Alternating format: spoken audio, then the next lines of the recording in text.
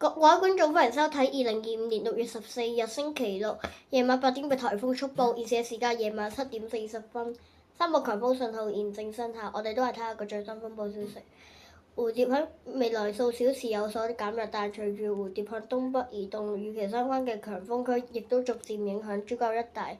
現時本港多處吹強風，西部高地間中吹烈風，而蝴蝶嘅外圍雨帶正係為廣東沿岸帶嚟狂風暴雨。預料蝴蝶會喺聽朝早喺本港西北約300公里左右掠過。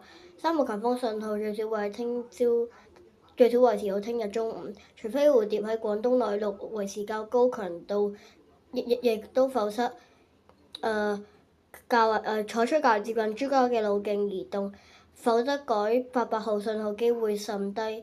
按照現時預測路徑，蝴蝶將會遠離及減弱。本港聽日下午嘅風力將會逐漸緩和，雖然星期一、星期二蝴蝶已經逐漸消散，但係活躍嘅西南氣流會為廣東沿岸帶嚟大驟雨，市民請保持警惕。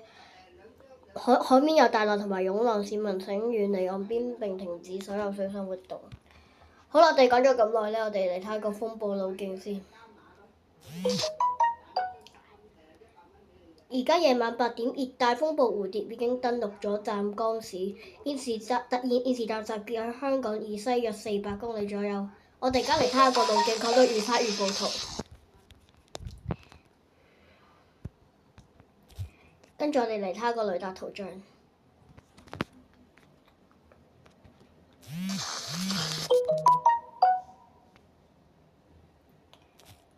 好啦，咁我哋夜晚8點嘅颱風速報就到呢度啦。我哋咧，我之後可能仲會發一條片，應該係虛擬颱風。